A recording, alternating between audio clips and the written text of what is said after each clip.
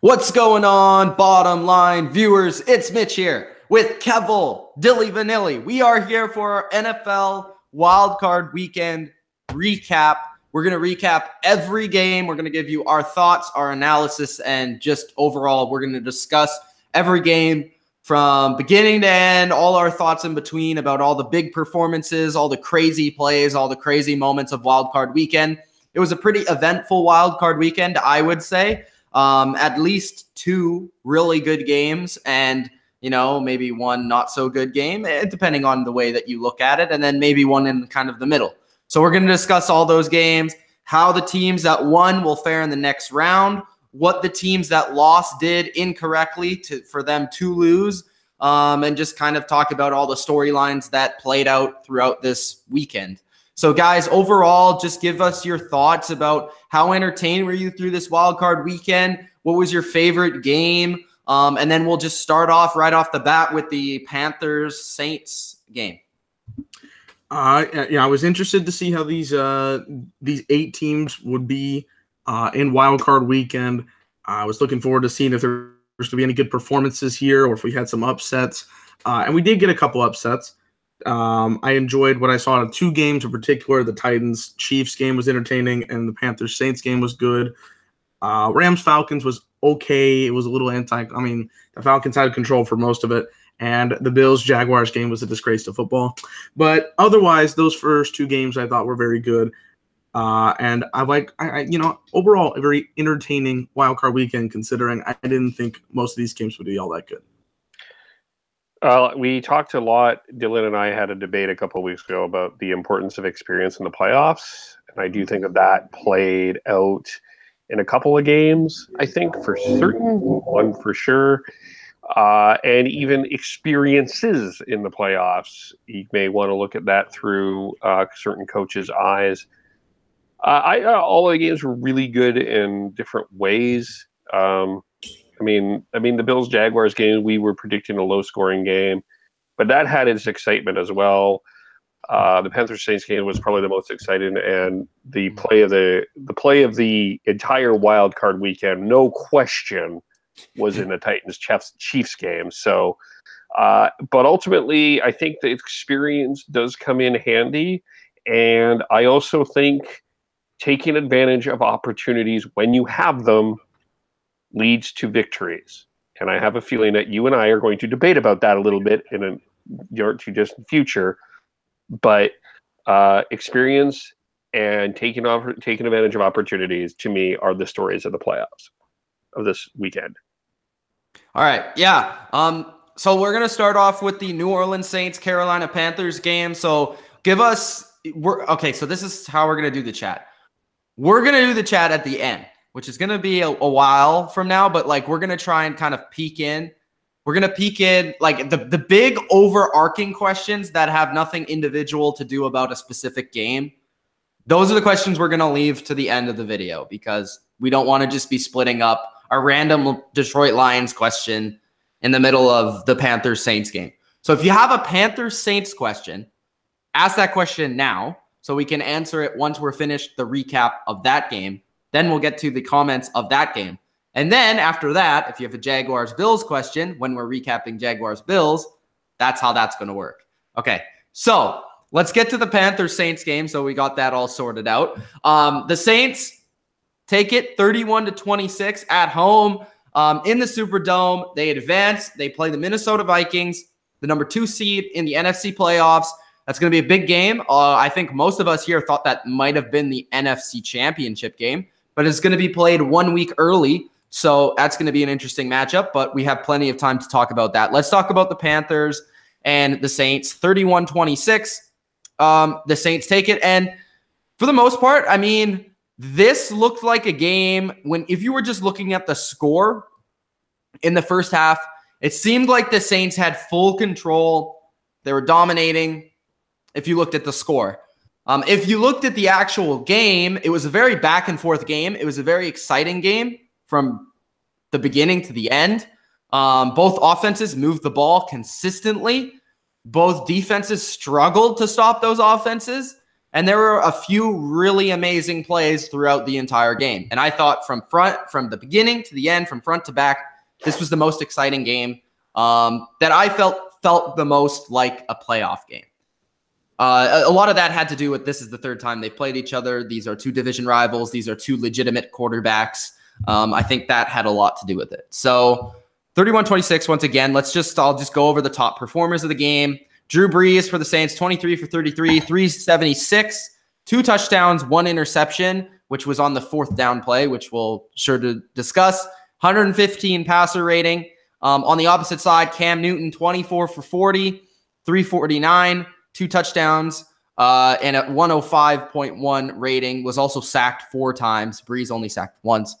Rushing, Jonathan Stewart, 11 for 51, which led the game in rushing. Nobody really would have thought that, but Jonathan Stewart led the game in rushing with 11 for 51. Cam Newton, 8 for 37. Christian McCaffrey, 6 for 16. Alvin Kamara, 10 carries, 23 yards, and a touchdown. Mark Ingram, 9 for 22. Receiving-wise, leader in the game was Michael Thomas, 8 catches, 131 yards, no touchdowns, though. Ted Ginn, 4 receptions, 115 yards, and a touchdown, 1 coming on an 80-yard touchdown, the first score of the game. Josh Hill, 3 catches, 49 yards, and a touchdown. Brandon Coleman, 4 for 44. Greg Olsen, 8 for 107 and a touchdown. McCaffrey, 6 for 101 and a touchdown. Funchess, 4 for 79. Clay, 3 for 32, including a really spectacular catch. Defensively, I think the big one for New Orleans is Cam Jordan. A sack, tackle for loss, 2 pass deflections, 2 quarterback hits, 3 tackles. Von Bell had a sack, quarterback hit, 9 tackles. What else here?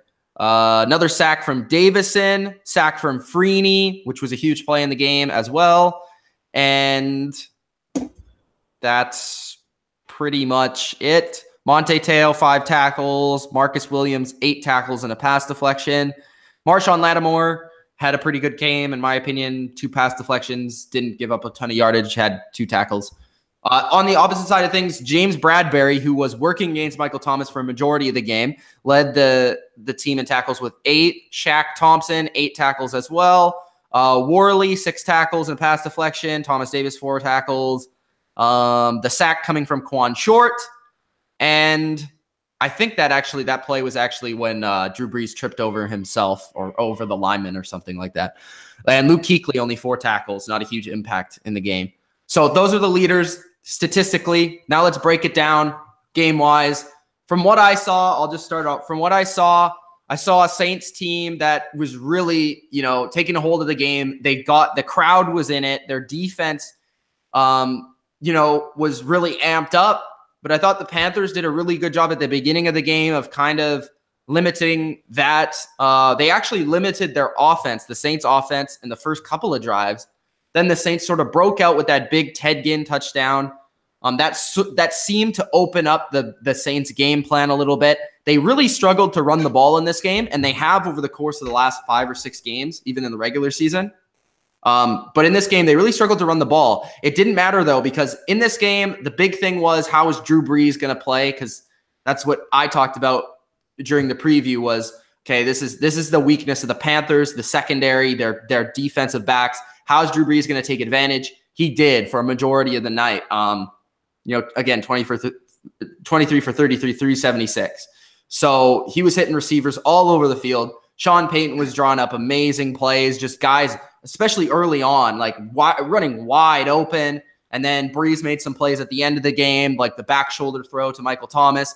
He made a really nice throw to Ted Ginn down the field for that touchdown. And yeah, so I thought this offense ran through Drew Brees, Michael Thomas, then a couple other guys like Ted Ginn, Josh Hill kind of pitched in, and just overall really nice passing game plan from the Saints. And then for the Panthers, defensively, again, good stopping the run. They couldn't get pressure on the quarterback. They never seemed to make a play in their back end, whether it was a big hit, strip for the ball last second, or a tip or anything. Just I don't know if that was great Saints, good catching, good passing, or if that was bad defense. They couldn't really make a play in the back end. And a lot of times there was guys wide open. Like, it just seemed like, what the hell? Like, Luke Kuechly's at the second level, and there's no safety or corner to cover the rest of the team. And then for the Panthers, their offense played well. They did at times. There was a flaw in this game, which Kev's going to bring up. Early on in the game, they did not execute in the red zone.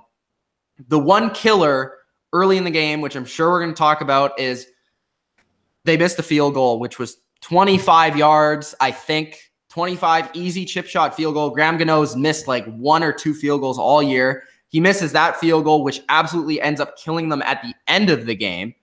But at the beginning of the game, the Saints played great red zone defense. They had no one to throw to. The Panthers, there's a lot of plays where they would replay it. Cam's running around. There's no one open. They did a really good job of scheming up. Bend but don't break. They played good defense in there. And they couldn't really run the ball in the red zone either. And they really didn't have a ton of success running the ball. I mean, it was 4.6 yards per carry, but one of those came on a 29-yard run. So that kind of evens it out. I thought Greg Olsen bounced back. McCaffrey had a nice game, especially that long touchdown. Funchess was okay. He was hurt a lot. So that's basically like my overall thoughts of the game. We can dive into the issues with you guys, but did I miss anything that you guys want to like bring up that was glaring? And any thoughts? We'll start with Dylan. We'll go to Kev.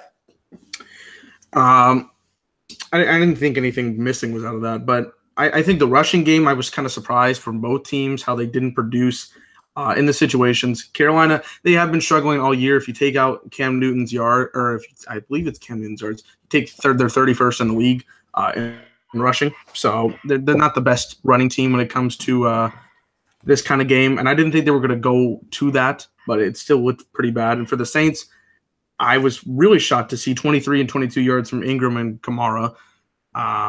I thought they were going to use that a little bit more. I thought they were going to have bigger games, but that didn't happen. Drew Brees did step it up, though, and made the difference for the Saints. He made a couple of really good passes. Like you said, Sean Payton made some really nice calls. Michael Thomas, obviously a big receiver who's had the most catches in 2 years than anybody has in the history of the game for the first 2 seasons. And he made his difference here. 8 catches, 131 yards. Ted Ginn had that long touchdown where he was wide open. Kuechly was, like you said, in the second line. And then Thomas was wide open. Nobody can really stop him at that point.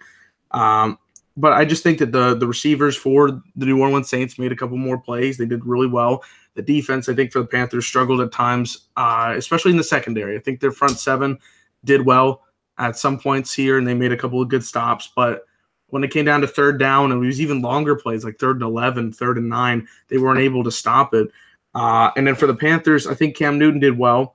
Obviously 24 for 40, 349, 2 touchdowns. He didn't make a whole lot of mistakes. He got hit a couple of times, and that sucked for them. But I know we brought this up when it happened, but I think the trade of Kelvin Benjamin really hurt them in this game because they didn't have that another receiver to go to. You obviously have Greg Olsen, who had his biggest game, 8 catches, 107 yards, a touchdown this season.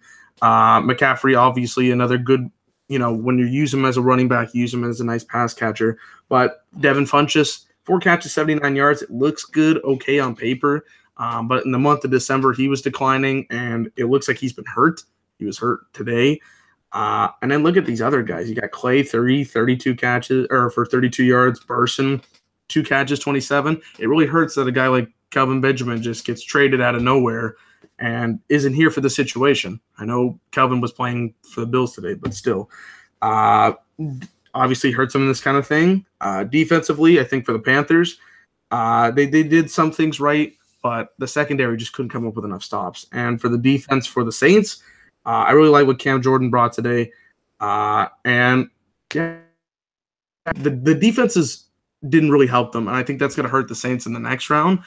But they got just enough done with a really good passing game, and I think that's fortunate because the running game was not there today for them.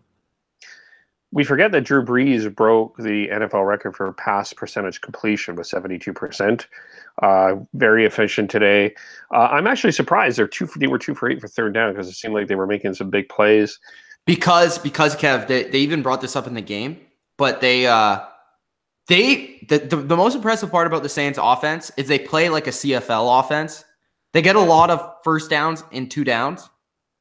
Like, there was a drive there. There was probably 2 or 3 drives in this game where they scored touchdowns where they didn't even have to go on 3rd down. Like, it was just like 10 yards, 20 yards, like 15 yards. Then there's like 7. Then they would get another first down. Then like just big chunk plays all the way down the field. And that's how you know your offense is good. If you can play a CFL game and not even have to play on 3rd down and you're still scoring touchdowns, your offense is pretty good. Yeah, and I think that was a couple of the keys today. The Saints were able to move the ball at appropriate times, even past the 20. Michael Thomas had a big game, and Breeze likes to throw to everybody too. He likes to spread it around, but he was focused a lot on Thomas today. In the second half, though, the Panthers were starting to take over a little bit. The Saints had only 38 yards in the 3rd quarter, and the Panthers were starting to take over defensively. I thought the front 7 was taking over. And then 4th quarter, it looked like it was over. Then you got that big play from McCaffrey that got him back in, and then you do the 4th down, then the conventional thing is just punt it. Then they go for it in shotgun, and the guy should have knocked it down, but he intercepted it. And I'm confused. Why didn't they go to review that play? Well, because probably they reviewed 8 million plays this week, and they were like, we just can't review. No, you're supposed to review that play. Which play? The turnover? The interception. It's a turnover with under 2 minutes to play. The NFL must review that play. They didn't show us reviewing it, though. They did review it. Did they? They didn't show it, though. They didn't show it. By the way, you shouldn't catch that interception. You just tip it down. I know. Well, what happened was, I think they made the correct call. I'm not saying they didn't make the correct call, but what it looked like was he caught it and then he was like, shit, and dropped it. Because he knew, it's 4th down. I shouldn't catch this. So he kind of caught it and then he took a step and he dropped it. But like at the very least, they should have at least, this is the replay. This is what it looks like. They never showed us that replay, which I felt kind of cheated us out of looking at that when one of the crucial plays of the game. Yeah. And then, of course, I guess we'll also have to talk about Cam sitting out, whether or not that was right or not, because that was a big controversy too. And then the last little bit here, last play, intentional grounding, couldn't get it done. But, you don't blame Cam for this one. I don't think Cam played well. It was a great game. It's just, the bottom line is early in the game, the Panthers had some opportunities to put the points on the board, and they didn't do it. Yes, there was a missed field goal. That's one of them, but there were also 1 for 4 in the red zone, getting touchdowns, and that hurts you going forward. I will give Cam one credit, though. Like you say, Cam was unbelievable today. I don't know what you mean, one credit. No. If you let me listen to what I'm going to say. Like, seriously, guys. Again, come on. Nobody here is blaming Cam for the loss. What I'm saying is that first drive is what I'm going to take one of those 4 out, which is what I was trying to get to, because he threw that touchdown right on the money, and whoever, I forgot what receiver it was, dropped that ball in the end zone, and then the missed field goal after that. Yeah. So that was pretty unfortunate. But yeah, I'm just gonna I know everyone hates Cam. It's cool. Okay, I'm the pro Cam guy. No, it's not. Where did we hate Cam? No, it's not. No, you guys hate Cam. It's okay. You're a Seahawks fan and you just don't like Cam. That's cool. Okay. Did I just say Cam played well? No, you did, and you should, because he did. But he can't play corner. He can't play tackle. He can't play receiver. He can't play the whole team. Are you kidding me? Seriously. Who's criticizing Cam here? No, I'm just saying. There's going to be people out there who are going to say this is Cam Newton's fault for some reason. There's nobody saying that. There's going to be people out there. You're addressing a ghost or a unicorn. There is nobody saying today that Cam Newton is Cam Newton's fault. Okay, Kev. Cam Newton was the only reason this game was close. The only reason. I don't think they have no receivers. They have no running back. Their offensive line couldn't block Cam Jordan. Their defense couldn't play defense. I thought their defense played a lot better in the second half. Oh my God. Their defense couldn't stop anybody. 38 yards in the third quarter. They stopped the fourth down. Just craziness. I mean, this was the same thing. This was what I expected from the game. Like I expected like a close, like 6-point game, whatever. I thought the Saints would win. But like this is the Aaron Rodgers last year thing where it's like, okay, the guy can't do everything, guys. Like can't play corner, linebacker, D-end, tackle, and running back. Like that's what I saw from this game. It's just like even in the plays where they would just miss it, like the play in the end zone, Devin Funchess, the ball is right there, and he's just like, oh, I don't want to catch it. Or the play like they just drop the ball in the end zone, and then Gano misses the field goal. Cam needs to play kicker too. Like, I don't know. I think my problem is that everybody. And Drew Brees played great, but everybody's marveling at Drew Brees, even though he has the way better offense, the way better weapons, the better team. He's at home. He has the better coach. I mean, can we spread the wealth around here a little bit? Why are we bashing Drew Brees? We're not bashing Drew Brees. I said he played great. He had an NFL record 72% completion rate. Completion percentage is overrated. It's a record. It's 72%. At least we're going to acknowledge this. Yeah, but the thing is, Sean Payton's offense is going to give you those completion percentages. Drew Brees has had that completion percentage like 4 times.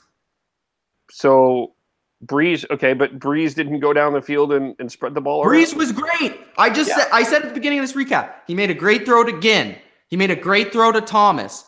But Cam doesn't have a Michael Thomas on his team.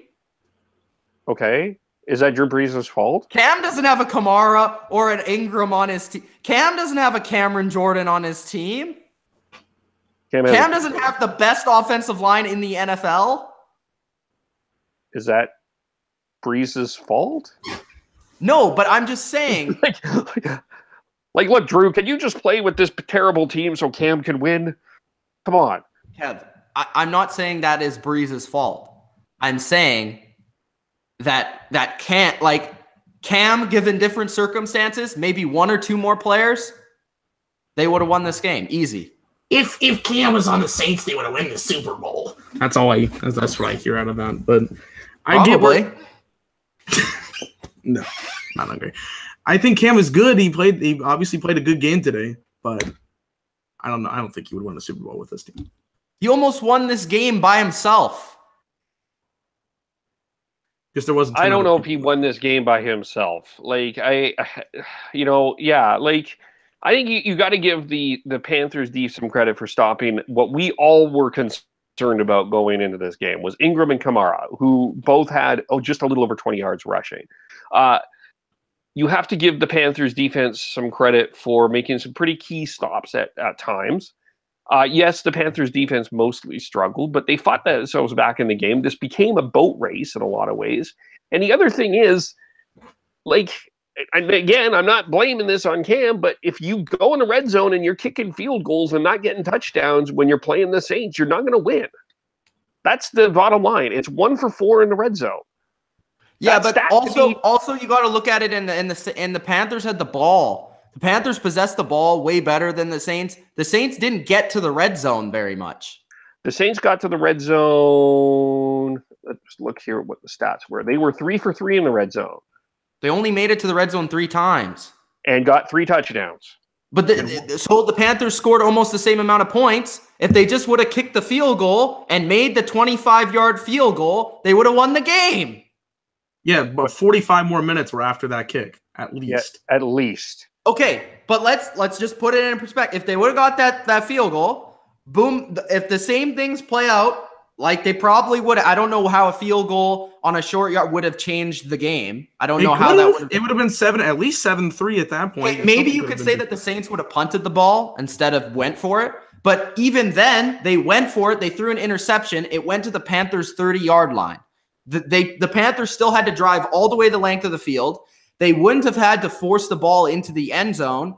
They would have had the ball for a field goal attempt to win the game. This game was a lot closer than even the score indicated.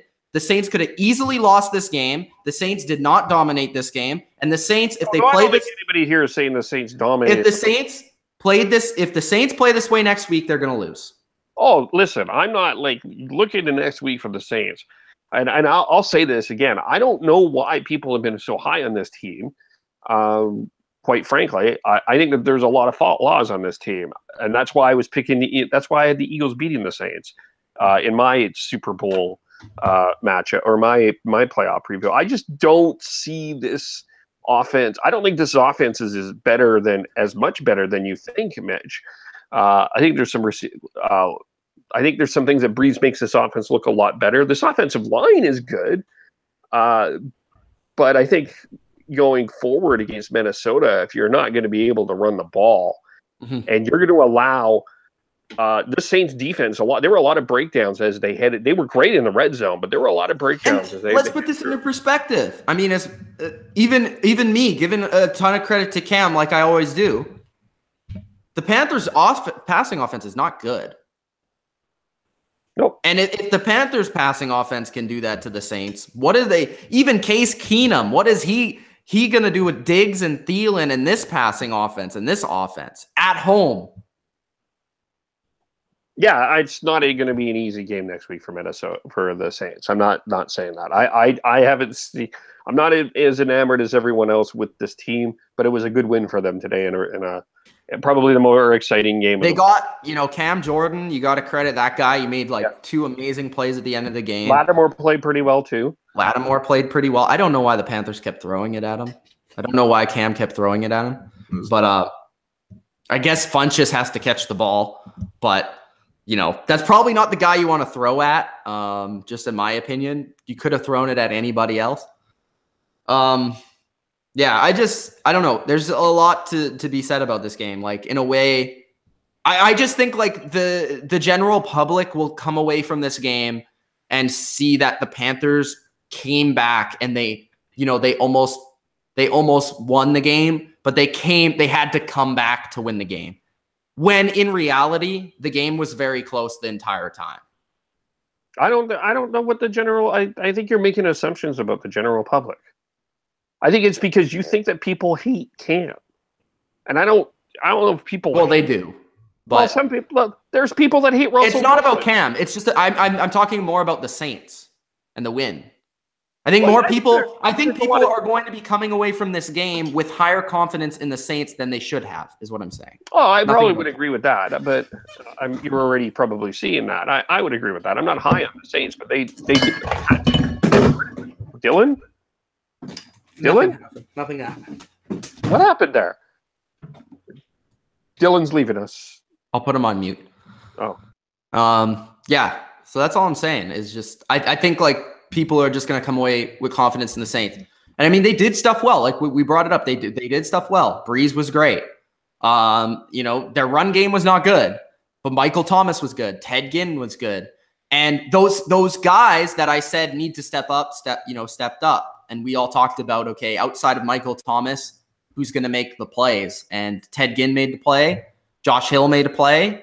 And they made more plays than Clay and Brenton Burson, who trips over his own feet. And that's the end of the game right there. That's how the Saints win it.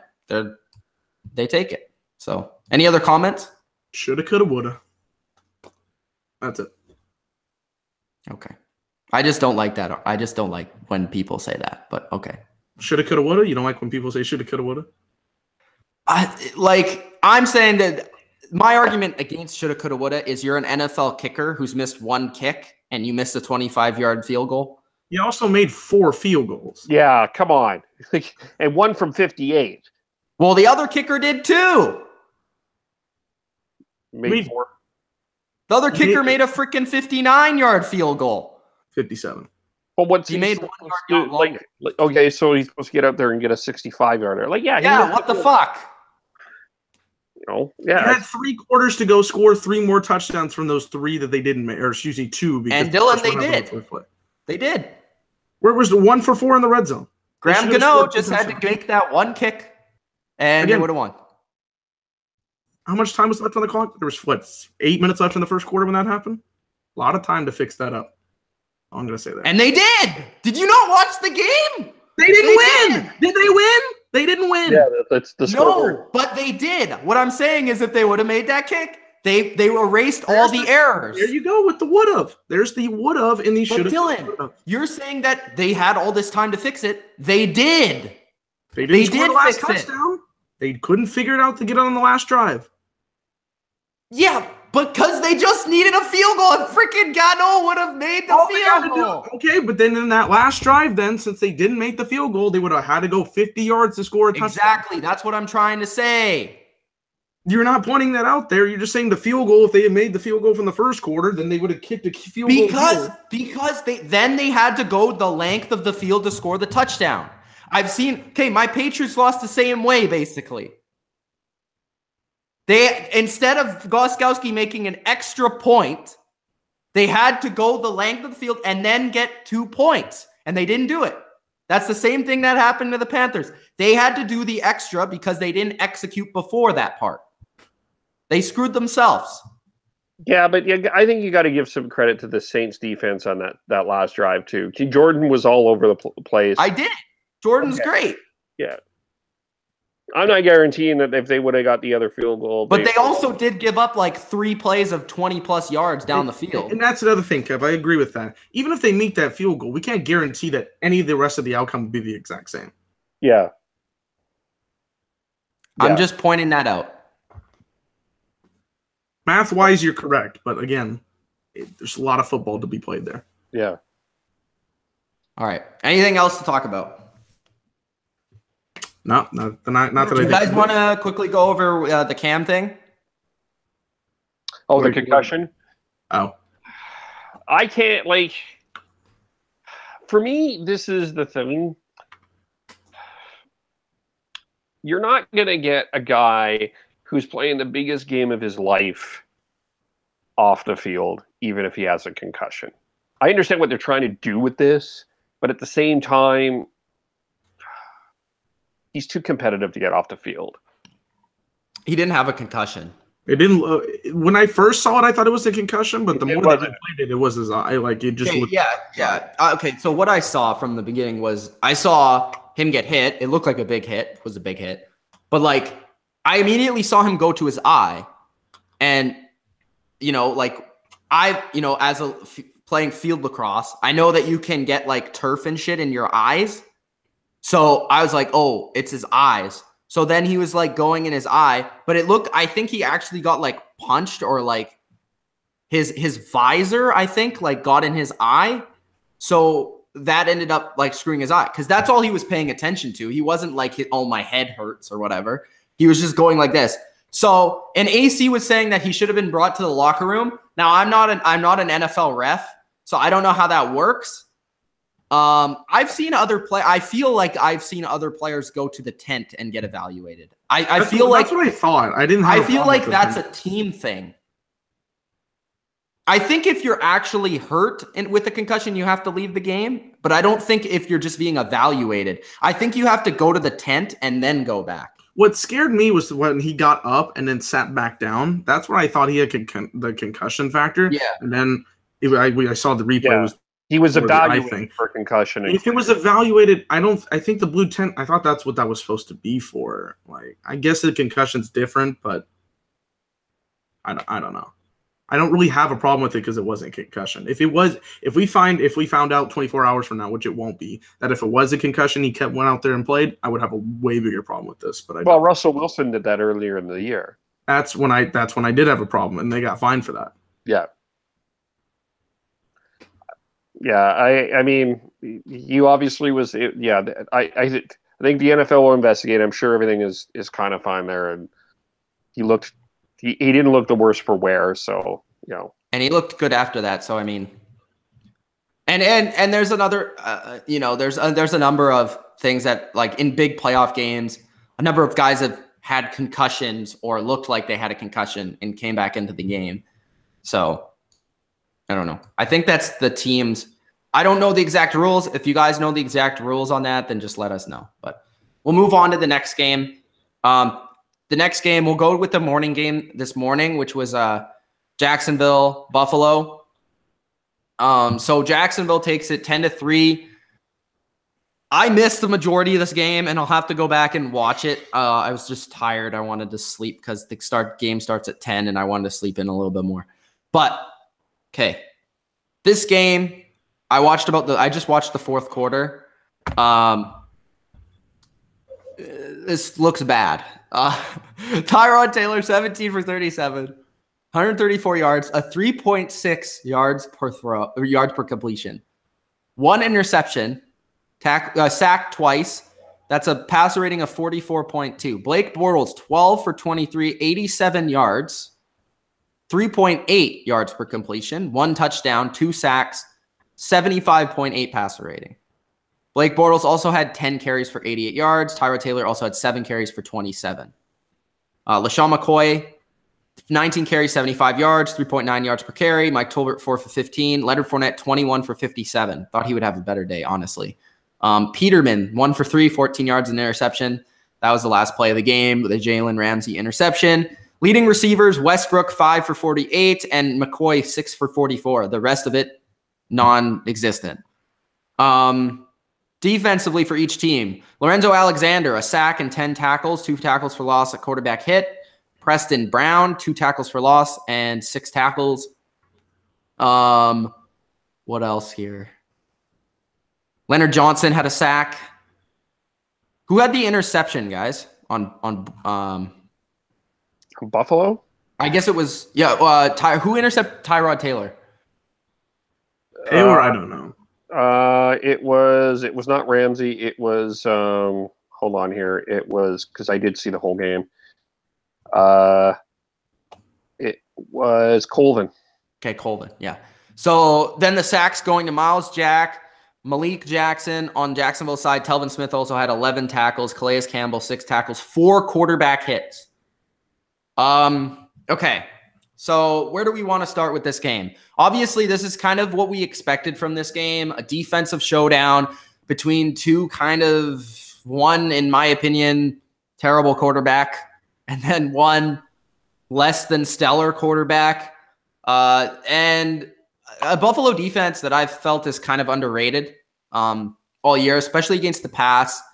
And it just seemed like they did exactly what we thought they would. They would kind of just stuff the box, force Blake Bortles to beat them. He couldn't make all the throws, and he actually did make plays as a runner in this game. And the Bills just couldn't move the ball against this defense. This is a tough defense. They had their shot. They got stopped on the 1-yard line, 4 plays. And that was basically the game. They couldn't get back there. And Jacksonville just played their game. They ran the ball. They were very conservative on offense. And defensively, they just said, we need to win this game on defense. And that's what they did. That's what they've been doing all year. My opinion, the best defense in the league. People may say the Vikings, but I think the Jaguars are the best defense in the league. And they showed it again here. It just pure domination. And give credit to the Bills, who were a 10-point underdog in this game, 9-point underdog. And they did hang around. They did make the plays. But again, I think this is more about the inept Jacksonville offense and how they couldn't get more points on the board than it was really about Buffalo staying close. Because, I mean, if you're only going to score 10 points, teams are going to hang around no matter how many points they score. So what did you guys think about this game? I think any team that played in the wild card, besides the Bills, would have beaten the Jags today, the way the Jags played. I didn't watch the full game. I watched the second half of this game. What pisses me off as like a fan of this game is just to see how incompetent Bortles is as a QB. He's 12 for 23, 87 yards. He had more rushing yards than he had passing yards. And the legs of Bortles saved him in this game. Yes, obviously Jacksonville's defense played great, and I'm getting that. But, I mean, they made enough offensive plays with Bortles' legs because on third down, there's nobody open, or there's somebody that is open, couldn't even get more yards, as Romo pointed out. He was the best QB out there today. But, he just made the third down runs. I guess they made enough, but confidence in the Jacksonville team because of their offense. Because next week they're playing Pittsburgh. They obviously beat them last time they played because of the defense, but this team just doesn't look competent on offense. Fournette couldn't get anything done today. 21 carries, 57 yards. The Jacksonville defense, obviously, got to give a lot of credit. They did well. AJ Bouye played well. Telvin Smith, Miles Jack. I like what the Jacksonville defense brings, and I think they'll play well against Pittsburgh. I think they'll have some good matchups. Especially, I would like to see the Ramsey Antonio Brown matchup. I think that'll be well done. But for the offense, it scares me to see that next week it could be a pummeling as well for them. And for the Bills, offensively, they were just pretty inept all the way through. Tyrod Taylor has been mediocre to less than mediocre for me, and today he did not play very well. Obviously against a very good defense, but it just didn't seem like he could make enough plays. He's always one of those guys that seems to throw to his either running back or his tight ends. I think his receivers rank last in the league in both targets and receptions. So he's obviously going to throw to those two, and if you stop the tight end, you stop the running back, you're gonna do pretty well for yourself. The number one receiver for the Bills was LaShawn McCoy, 6 catches, 44 yards. O'Leary, 2 catches, 22 yards. Just nothing going for the offense. Give credit to the Buffalo defense, though. They kept him in this game. But there was a lot of injuries in that fourth quarter, too. There was like 3 injuries to their defense, if I can recall. Micah Hyde was out for the fourth quarter. That might have stopped, whatever play they could have made to get a turnover. But yeah, it sucks to see that there's this Jacksonville team that has a really great defense and then has this inept quarterback where, as I said in the chat, somebody like a guy like Rivers or Cousins that's not in the playoffs right now could easily lead this team to way more success. Super Bowl win. Yeah. I mean, the Bills in the second quarter with that field goal, they had the ball for over 8 minutes. Mm-hmm. And I watched the full game. They were in control at that point in time. It was a comedy of errors. They ended up getting the offside to get another first and goal, and then they ended up going backwards.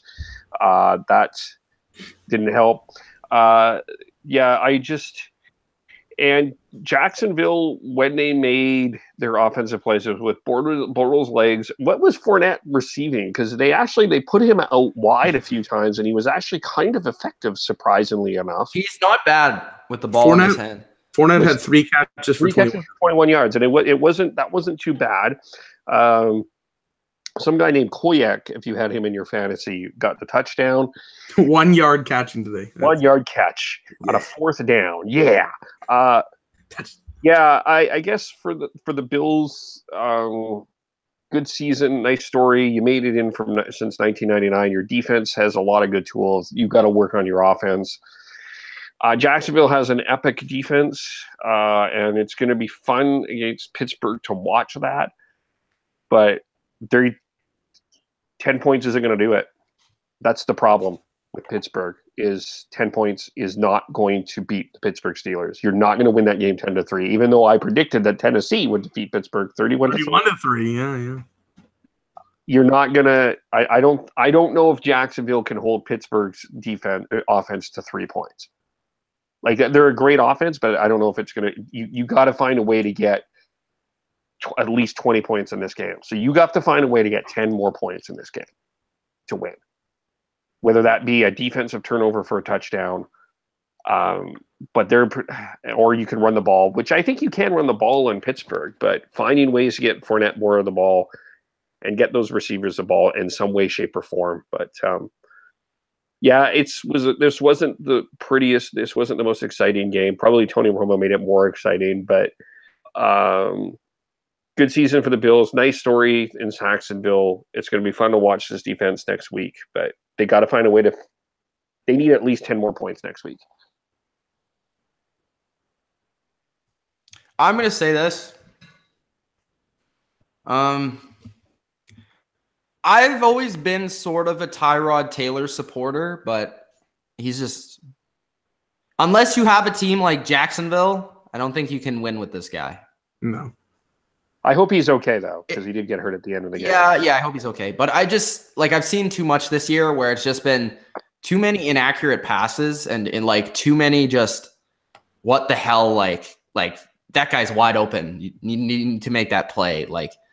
If we're gonna if we're gonna say Bortles sucks, at the same time, Tyrod Taylor is not great. So let's just, I think Tyrod Taylor, if he was on the Bills, I'd be more confident.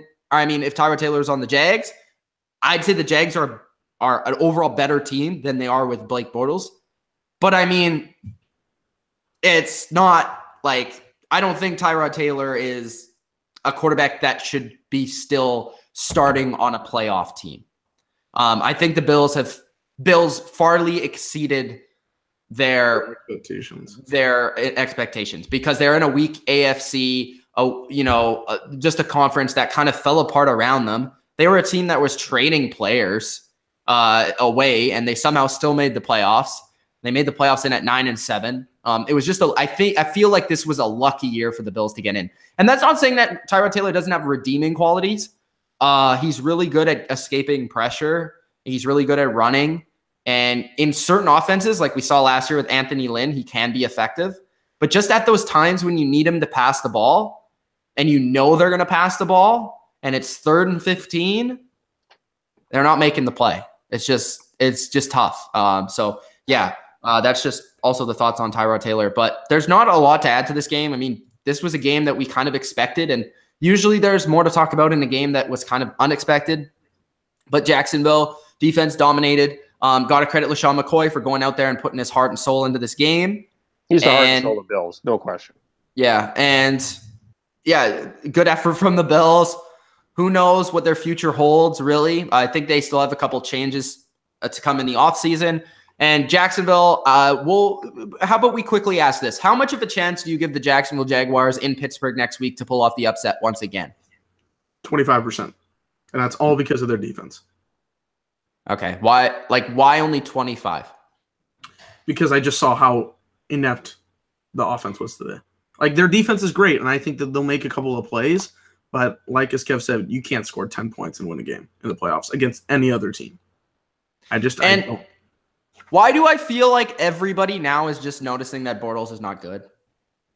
Obviously, not that I'm saying that you're noticing that. I'm just like, even a couple friends that came over to my house today watching the Panthers game were like, oh, Bortles was so bad today. And I was like, have you not seen Bortles play like all year or like his whole career? Like, seriously? It's just, I think maybe it's because they're getting a little more exposure. Maybe. I think it's maybe because they're winning and people just don't notice that he sucks. I don't know. Like, they're always thinking like, man, well, this team is 10-6. They must have done something right at the QB position. Maybe that's what people. And also, people don't watch the Jaguars a lot, so like.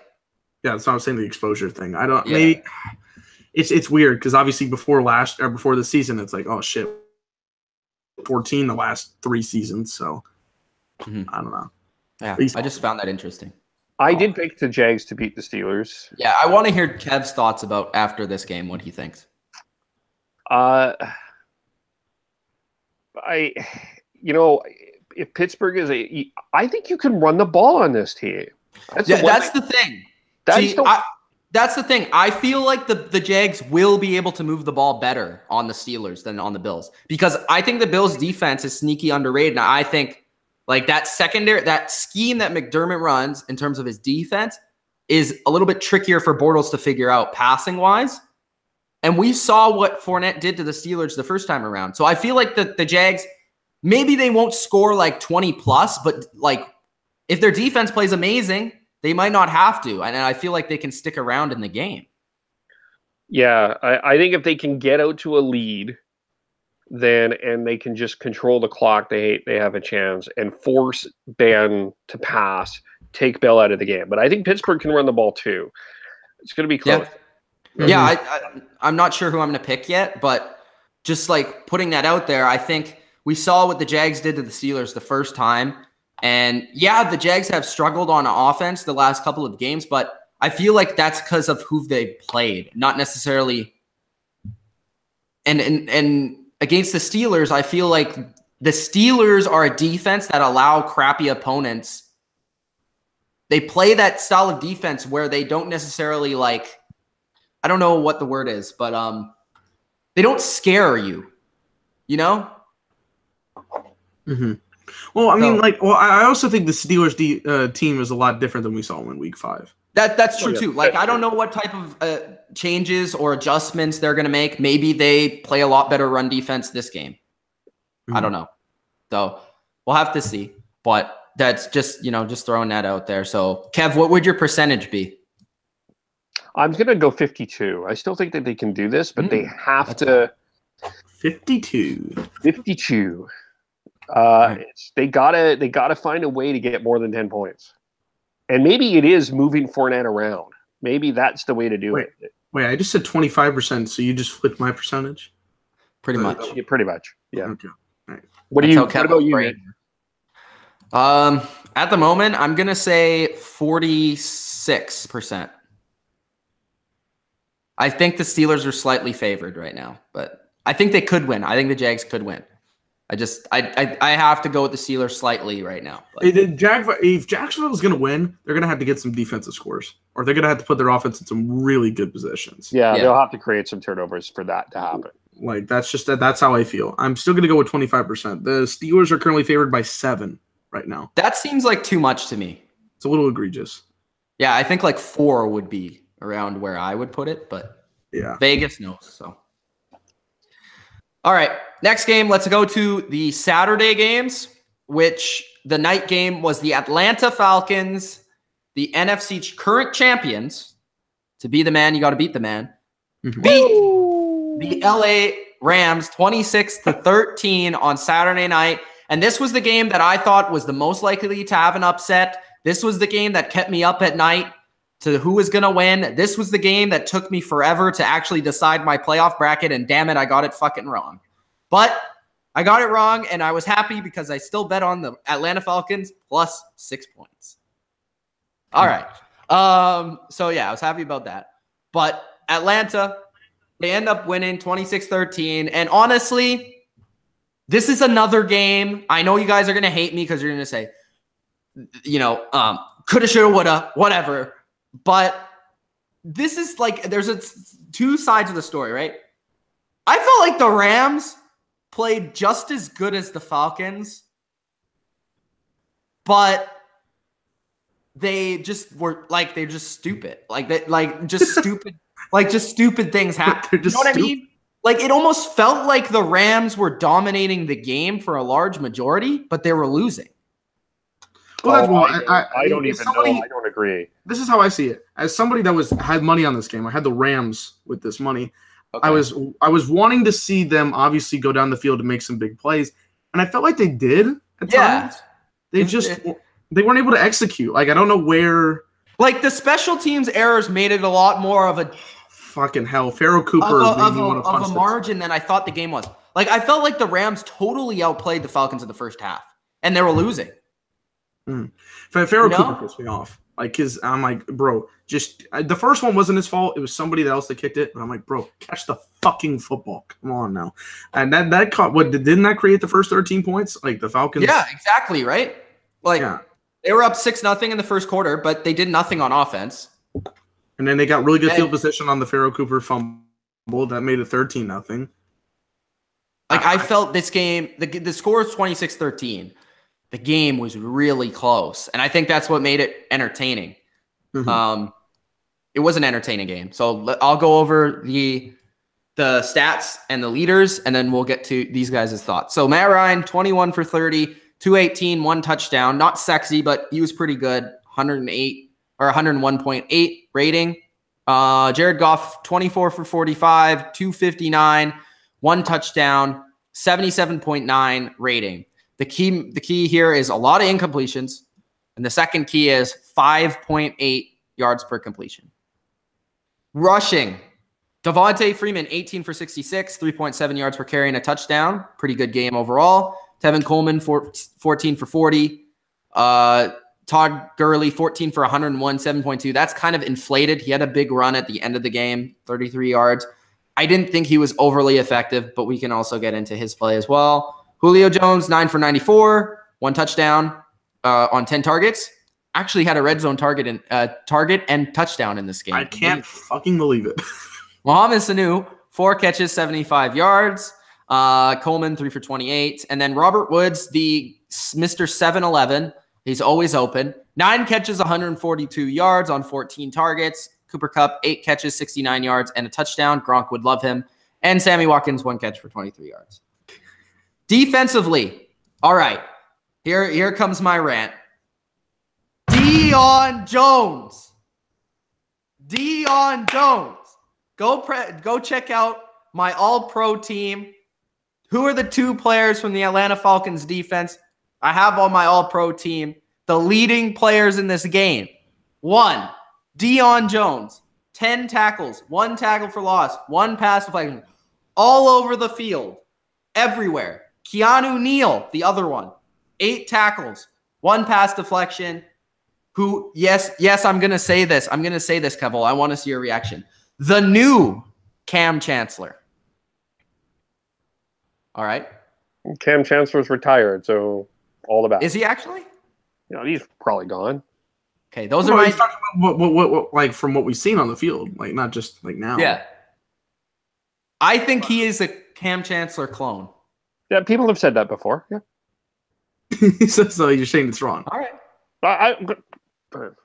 They won the game. I'm not going to... Okay. I'm just saying. Also, Desmond Trufant, 5 tackles, 2 pass deflections. Robert Alford, 3 pass deflections, 3 tackles. Sack from Devondre Campbell. I always get this guy. I just call him Tack McKinley. We'll just go with that. Vic Beasley, 1 sack. Again, another Vic Beasley game where he gets a sack, but he's invisible. Didn't you think? You think he's overrated, don't you? Yeah, he was invisible. I didn't see him, but he got a sack. I don't know. LaMarcus Joyner, 11 tackles. Mark Barron, 10 tackles. Mark Barron played pretty well. Troy Hill, 6 tackles, 3 pass deflections. Alec Ogletree, 5 tackles. Aaron Donald, half a sack, 1 tackle for loss, 5 tackles, and a quarterback hit. Beast! Oh, I almost read Morgan Fox as Megan Fox, but it's Morgan Fox.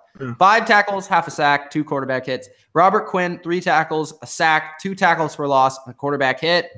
Another half a sack for Connor Barwin.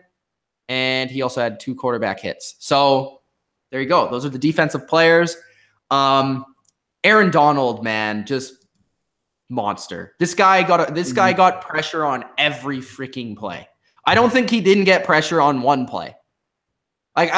This is insane. Ridiculous. He's ridiculous. He was dominant in there. He was one of the big reasons why the Rams were a team that a lot of people were excited about. But also in this game, this is the reason why the Rams defense was holding up the way that they were at times was just Aaron Donald's relentless pursuit of the quarterback. Just every play, not even exaggerating. Every play, he was in the quarterback's face. And for the Falcons, again, I just thought, you just saw their speed. They were everywhere. They were making all the tackles, sideline to sideline, breaking up passes, whether it was Robert Alford or Desmond Trufant or whoever it was. They were just making plays, big hits. And they forced a lot of errors from Jared Goff throughout the game. So what do you guys think of the offenses, the defenses, and the game? Oh, I do think the Rams were very close in the Falcons and how they played. Here is a statistic. This is the #1 offense for the playoffs of the last 6 teams. 2012 Patriots lost the AFC Championship. 2013 Broncos lost the Super Bowl. 2014 Packers lost the NFC Championship. 2015 Panthers and 2016 Falcons both lost the Super Bowl. And the Rams lost in the wild card. This is obviously the earliest anybody of those group have lost in the playoffs. I thought they would have win here, but there was potential for the upset, and it did happen. For the Rams, offensively, Goff threw the ball a lot more than I expected, threw it 45 times. He looked efficient at certain moments. He made a couple of really good throws. Obviously, his #1 target was to Robert Woods, and that obviously really helped him. 9 catches, 142 yards, very good game from him. And Cooper Kupp, who I've liked his rookie season. Todd Gurley did not look effective. He had 2 really long runs of 33 and 24, 23, somewhere around there. Those were his 2 long runs. I was kind of disappointed, and he didn't do jack diddly shit when it came to receiving. He didn't even he had 4 catches for 10 yards. So when the Falcons defense, I think their goal. Deion Jones scared the shit out of me. I think the goal was to make Todd Gurley less effective. Obviously, he was the MVP candidate. They wanted to make him less effective in the passing game and in the rushing game. And I get they gave 101 yards, but you take 2 of those long runs out, you got 12 carries for like 50-something yards. And receiving, he didn't do anything. So I think the Falcons did about as good a job as you could do on that. Sammy Watkins, I was surprised didn't have any presence in this game whatsoever. He had 1 big catch for 23 yards, and that's it. I don't really get why they haven't used this guy effectively. Dylan, you know what? Every game I've watched of the Rams, he seems like a decoy. Yeah, he's a huge decoy. It almost feels like defenses would rather give Robert Woods 150 yards than put their number 1 corner on Robert Woods. They would rather just have Trufant play on Watkins for a majority of the game and not allow him to break a big play than have Robert Woods go 10 yards, 10 yards, 10 yards, 10 yards, 10 yards. But it's also weird because what has Sammy Watkins done this season? Like he hasn't. I know, but it's still like I still feel like teams think that Watkins is the better guy. I guess I don't know. I think Watkins is good. I don't know if he's the better receiver right now, but like he just doesn't provided anything this season. I agree. He's not a number 1 receiver. No. I think they may have 3 number 2 receivers on their team. They may not have a number 1, but they may have 3 number 2 receivers. And I think Woods is and a good offense, which helps. And I like Cooper Kupp. I just weird by what Watkins did for the Falcons offense. I mean, Matt Ryan. First half, Matt Ryan I think played pretty well. Second half, he made a couple of throws, but then also got hit a lot. Devontae Freeman, Tevin Coleman, I think they had a nice rushing combo. I know they only combined for 2 more yards than Gurley, but I think they were more effective in what they did. And for the receiving, obviously Julio Jones, 9 catches, 94 yards, a touchdown. Holy shit, he got a red zone target, and he caught one. When they pulled up that stat where he had 9 catches and 3 touchdowns in the red zone. It's absurd. I was like, bro, tied for 84th and tied for 101st? Are you kidding me? You're talking about the number 2 receiver in the game. You're good. But they finally got the touchdown. It was a very, very good throw as well by Matt Ryan. I liked it. Mohamed Sanu, 4 catches, 75 yards. Coleman, 3 catches, 28 yards. Kind of surprised they didn't really use Gabriel at all. He didn't even have a catch here. They haven't really all year. It's surprising because last year he was such a nice, underrated factor in them. I don't know, but maybe that's because they're different. Coordinator. I was about to say Sarkisian and Shanahan. Okay, I'm just gonna put this out there. I said this during the Atlanta game, and I've watched them the last couple games, and I was just like, if Atlanta had Shanahan, they would be the best team in the league. They would be. I don't. Well, I know why. I mean, obviously he left, but I mean, fucking Steve Sarkisian, who I've seen it stunk it up in USC. They have the exact same offense. Not one player is different. The exact same offense. And their defense is better. Yeah, I really think I like their defense. Deion Jones, who you've been talking about, but I like him as well. I just want to keep saying that so people remember him. You know what I mean? Scared the shit out of me. You weren't even on the screen. Fucking yelled it. Trufant, who I think has also been very underrated. I know he's their number 1 guy, but I think he should get a lot of credit. Poole, I think, was very good. Alford. Pat McKinley, I like him on the defensive line. I think he creates the presence. Obviously, he's a rookie. And that was a nice get for them in the draft. I like what I saw to him. Vic Beasley, like you said, I don't even know how he has He's invisible, man. I don't ever see this guy. Oh, wait, how many sacks did he have this season? Oh, I'm gonna pull this up because he's their third offensive. He's their 3rd best D lineman. He's not even He's not even their best D lineman on their team. He had 5 sacks in the regular season. Okay, that's to discredit how much he got last season. Yeah, I like what they did out of here for the defense. I think they've gotten a lot better. On defense, considering the first half of last year was ridiculous, and then they got a little bit better as it came on. And they matched up so well with the Rams. That's why I thought this game could go either way. Was they're just so fast. I mean, Todd Gurley couldn't catch the ball on a screen because there's a guy right there. Yeah, he was running into his offensive lineman for the screen. That. That's just how fast it was. Yeah, I think it was a competitive matchup. 26-13. It looks like it was a little farther. But I think it was a close game that the Rams were trying to reel in. They just weren't able to make the big plays. I think there's still a lot of optimism for the Rams. Obviously, if you're a Rams fan, you wanted to go a little bit farther in this playoffs, at least to the divisional round. But you got a coach that's 32 years old when the next season comes by. Young team, maybe get a couple more pieces, and yeah, I don't know. Next season could be a lot different, but Falcons are moving on. Obviously, a lot of people picked this upset. I didn't, but yeah, good game. I think the optimism lies within Sean McVay. And I do want to say some people may blame Sean McVay for this loss, which I don't think you should. How? Well, he's a first-time head coach, and that's what people do. But, okay, I want to ask Kev about Jared Goff. Did we like Jared Goff in this game? I felt he made some plays, but he also didn't make some plays. And he felt like the moment was a little bit too big for him this time. Well, let's look back 2 or 3 weeks ago when everyone started to fall for the LA Rams. It was the 42-7 victory over the Seattle Seahawks.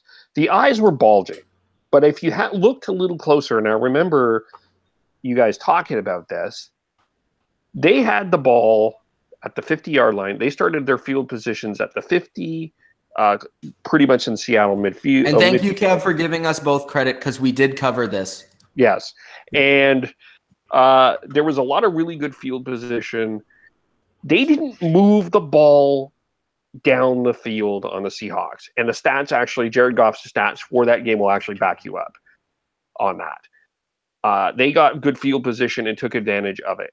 This was a game where I think they needed to move the ball down the field a bit more and not rely so much on the quick strike. I think that they were trying to get that quick strike, and Atlanta's defense was just too fast for them, and their special teams was hurting them. And I felt like Goff was off for most of the game. And I'm going to give Sarkisian some credit because in the first half, the Rams were pressuring, but in the second half, especially that opening drive where it was 8 minutes, they took a lot of the steam out of the game.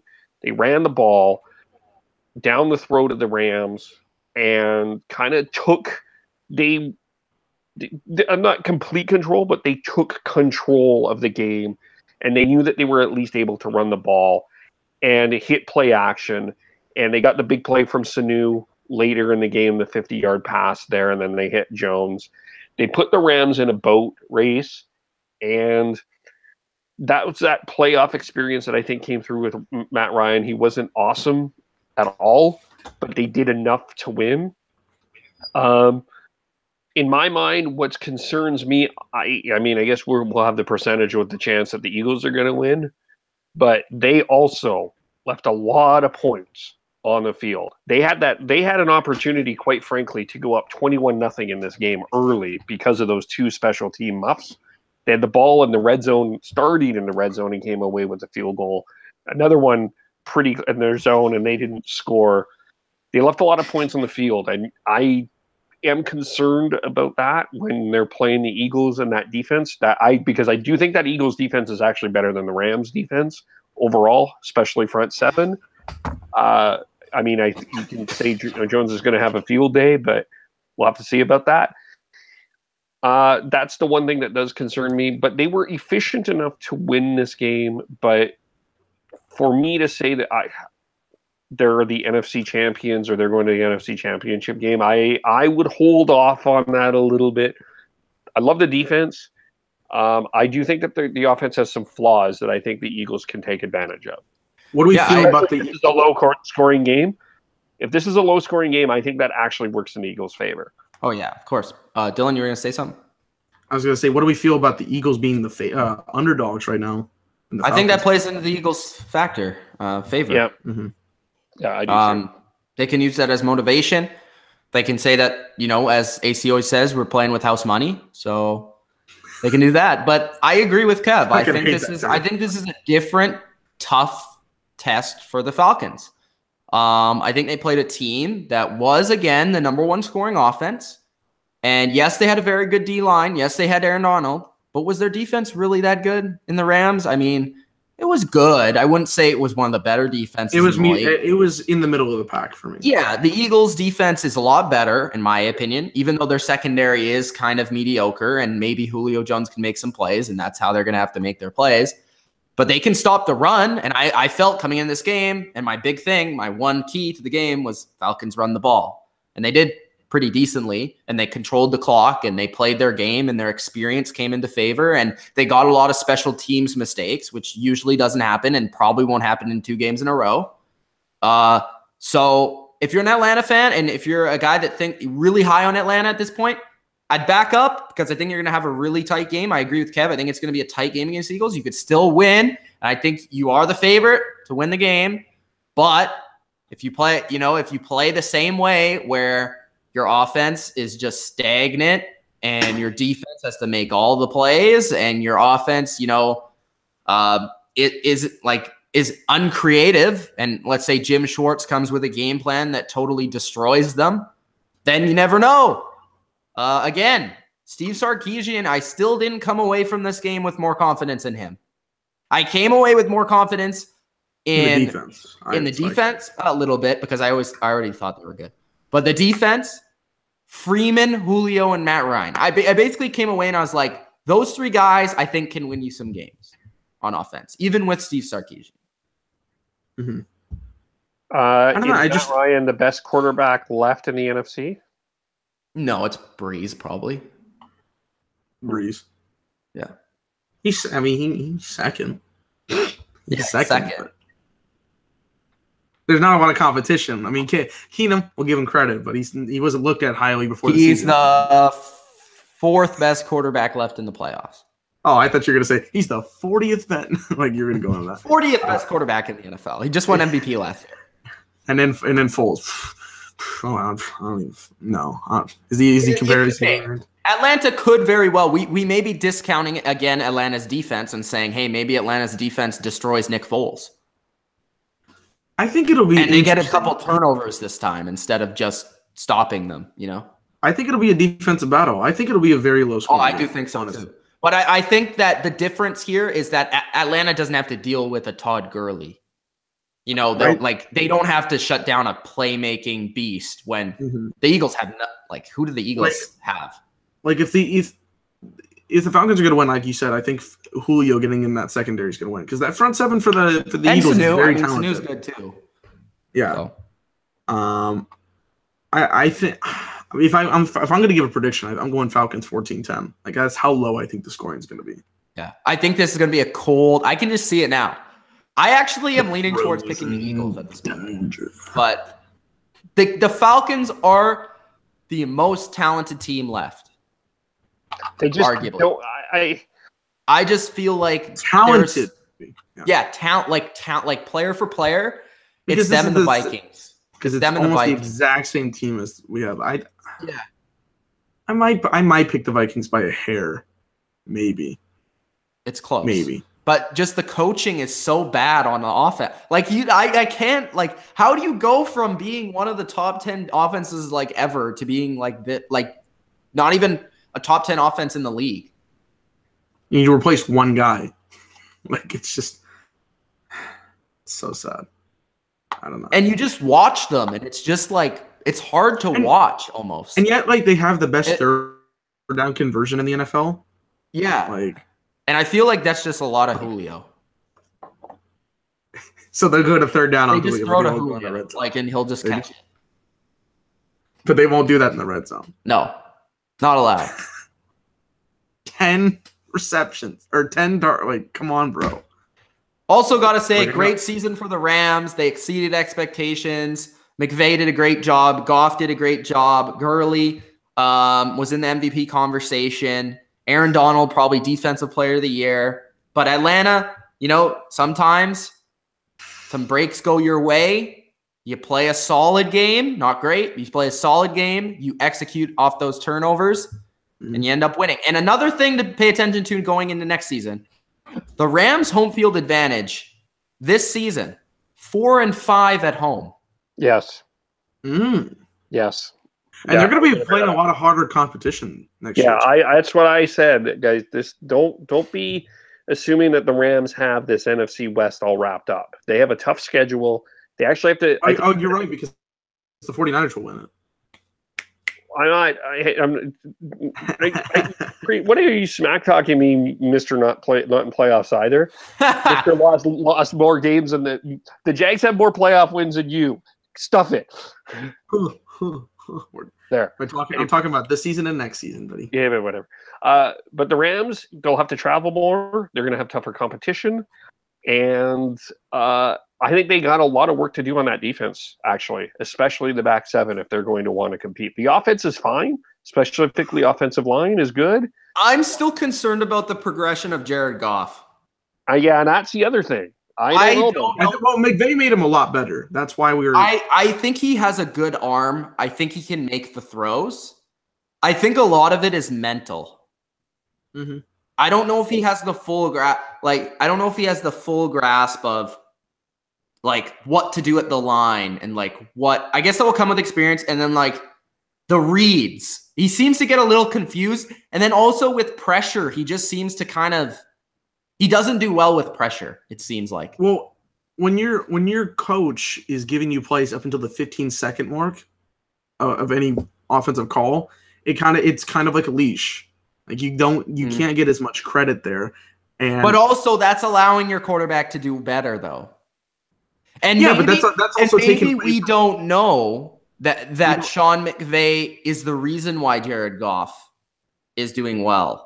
I feel like he's doing better because of Sean. I don't know if obviously it's not 100%. It can't be 100% on your coach, but I think he's making him see a little bit more differently than because Jeff Fisher was just throwing him out to the fucking wolves and here you go. Jeff Fisher never wanted to play him. Remember that, right? Jeff Fisher said he wasn't ready. I know that you hate Jeff Fisher. Well, he wasn't ready though last year. No, but obviously, if you're going to train your guy to be somewhat, you got talent there.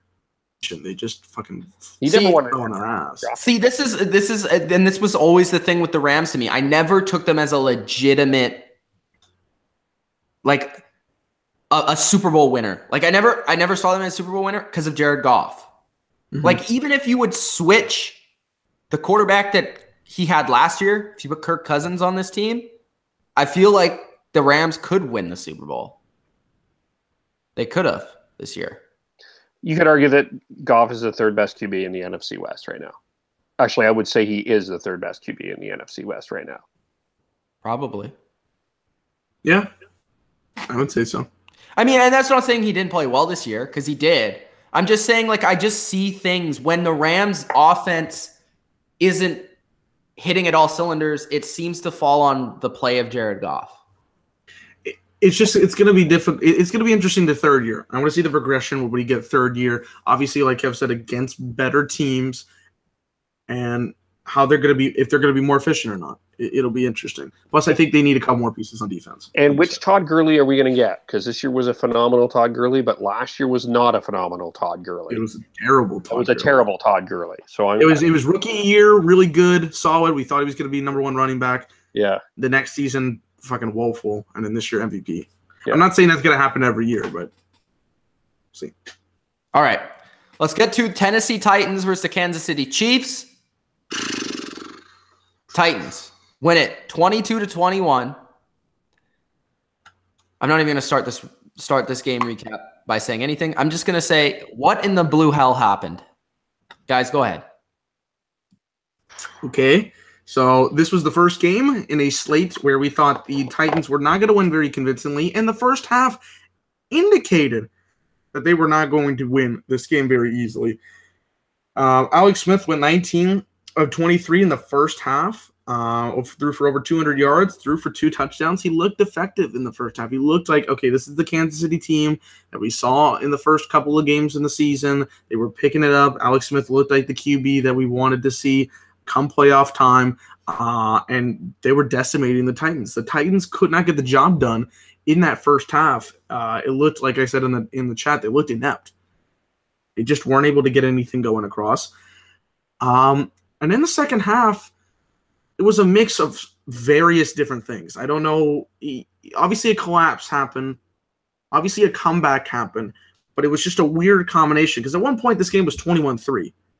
And then the Titans went down the field. Mariota, the Chiefs should have intercepted that ball, okay? But it was batted down to Mariota. Mariota made the great catch, so he got a touchdown. Did he get a touchdown throw and a touchdown reception for that?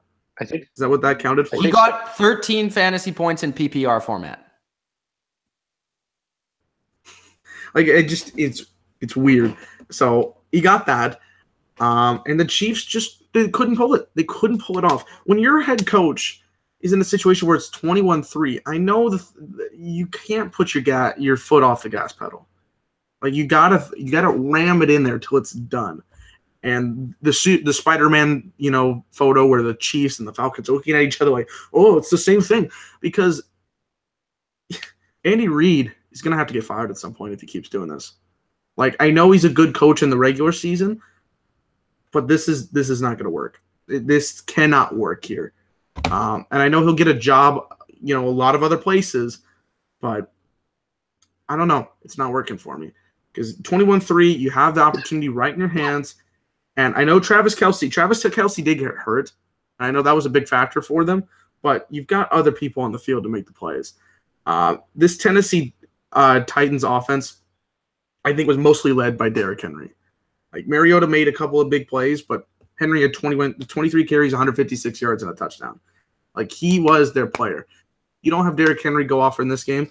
Mm-hmm. This comeback doesn't exist. Okay.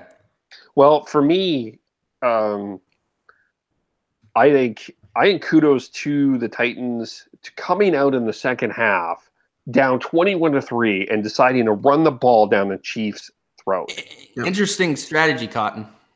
Yeah, bold move, Cotton. Let's see if this works out. It actually did. It did, actually, in this case.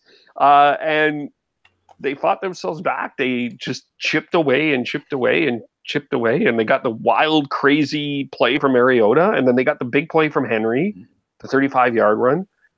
I think what I know that this is a couple things we're not talking about. Kansas City's defense was not good all year. We haven't even talked about this game yet. What are you talking about? We haven't talked about it. No, there was in the coverage and in all of this, the media. Okay, the media. Media, all this. Okay, Kev, number one rule about Bottom Line View. We are smarter than media. Well, of course we are, but I'm saying what everyone else is saying, what we bring here when we're smarter than the media. Okay, go ahead, Kev.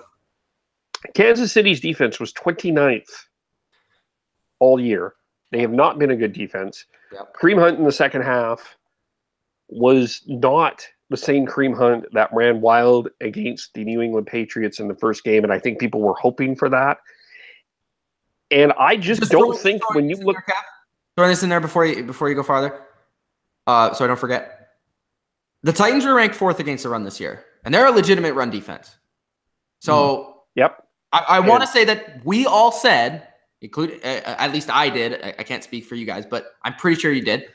They were going to have to win the game throwing the ball to the Chiefs. And I thought that they would win the game throwing the ball. Maybe, and they were winning the game throwing the ball. They had like 280 yards in the first half. Something happened, and then they couldn't run the ball all game. And yeah, Kareem Hunt, he wasn't the same guy, but in the playoffs, when it counts, those strengths of teams come through, and the Titans, they did their job against the run. Yeah, and that offensive line is a little bit underrated. It's a pretty good offensive line for the Titans, and they won both ends of the line of scrimmage. And in the end of the game, yeah. At the end of the game, I mean, Mariota's not a great quarterback. I'm still not a big fan of him, but he found a way to find Eric Decker, and he found a way to make him. They have a good game. They had a good game. I know that people are going to bash Andy Reid, but I think that they just got to fix a lot on defense. It's coming. Yeah, I know. I'll let you bash. No, I get, Kev, that they need to fix the defense, but Andy Reid deserves as much of this as anybody else. Andy Reid deserves them. I'm saying that right now. Andy Reid deserves all the blame for this loss. Okay, I don't know about all the blame, but he deserves. I don't know about all 95% of the blame. You're up 21-3. I don't care. People are going to say The Chiefs lost because Travis Kelce left the game. You're up 21-3 in the third quarter. You are supposed to be the almighty offensive genius, Andy Reid, and all of a sudden you lose one offensive player and you can't win the game when spotted 18 points. You still have Tyreek Hill. You still have Kareem Hunt. And you have a decent quarterback in Alex Smith. And you can't get it done. This guy in Andy Reid has given up the two biggest leads. Two of the top four biggest leads in playoff history. Yeah. Two of the top four. The last one was bigger than the Super Bowl. He gave up a 28-point lead. Yeah. 28-point lead to the Indianapolis Colts and rookie Andrew Luck and Chuck freaking Pagano. I remember that shit. That in the wild card. Yeah. And he gave up this lead. Andy Reid deserves most of the blame for this loss. I don't care if Travis Kelce got hurt or not. You're up 18 points against the stagnant, terrible Tennessee Titans. You were favored by 9 points. They had a quarterback who threw more interceptions than touchdowns.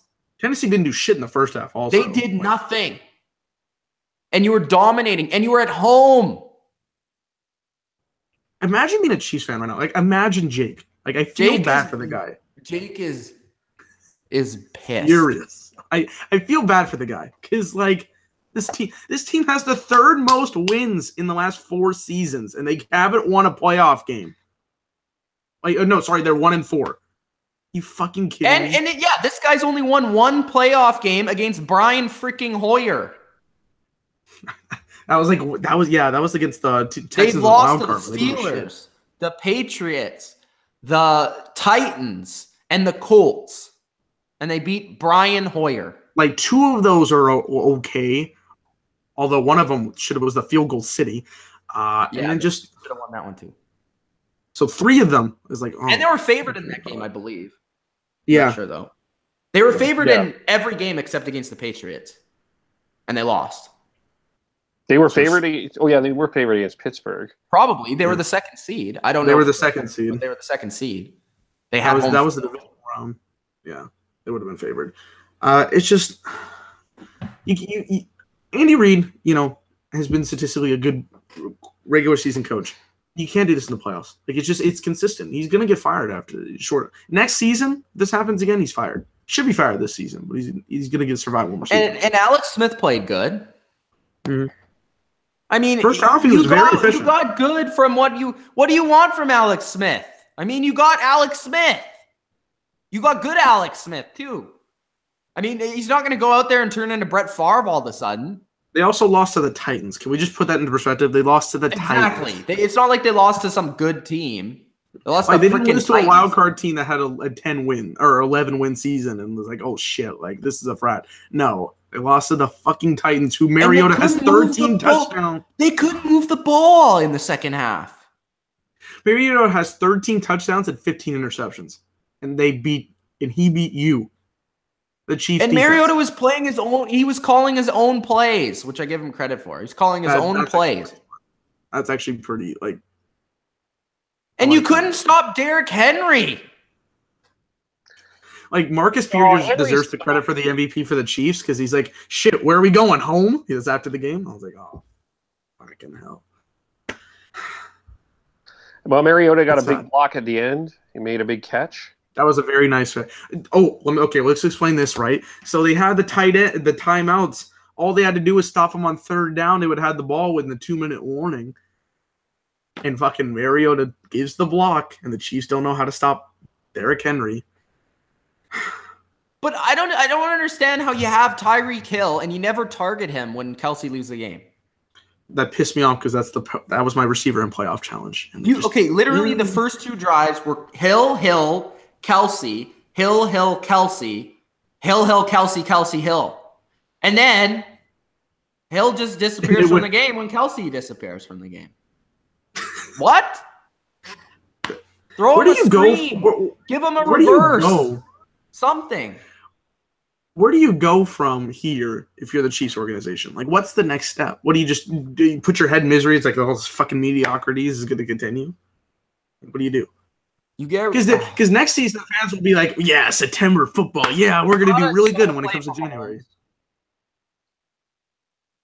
You got to start Mahomes. This was Smith. You got to play Mahomes, and I don't know. You can't fire Andy Reid because there's nothing else better on the market. No. And Andy Reid would be hired instantly. Yeah. Still needs to be fired. I'm sorry. This Alex Chiefs Smith organization will be gone, and he'll go to the Jaguars and win a Super Bowl. Good for him. Like, Chiefs incompetence is the word I'm going to use, and I feel bad to say that because Jake's my buddy, but fucking hell, Jake said he would cry if they lost to the Titans. That's how much of a favorite they were in this game. You have so much momentum. It's like, okay, with the Falcons, right? They blew the 25-point lead in the Super Bowl, right? Whatever. It's a really bad loss, but it's at least against the Patriots. They lost to the fucking Titans. And this team was supposed to beat the Patriots, man. And where's the replay? I want week 1 analysis for Mitch Milani here, replayed on the bottom line view. Me and AC arguing about the great Kansas City Chiefs.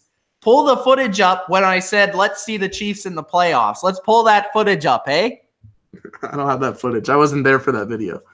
Were you actually not there for that video? No, because it was Thursday Night Football. I need to try and find this footage.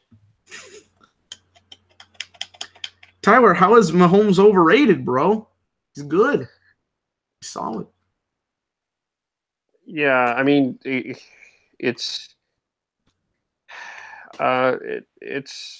I guess the other question, is he was pretty pissed about the officiating. There was that game had, that was definitely the worst officiated game of the 4. Apparently they decided that fumble shouldn't have been called at all because there was and that was on both sides though. Yeah, okay. The first half when they had both of those fumbles, I'm like, but Smith. Okay, so Smith had a fumble and it should have been reviewed and it never got called. Mariota, what was the forward progression bullshit? I didn't understand that either. It was terrible, but at the end of the day, it's a 21-3 lead.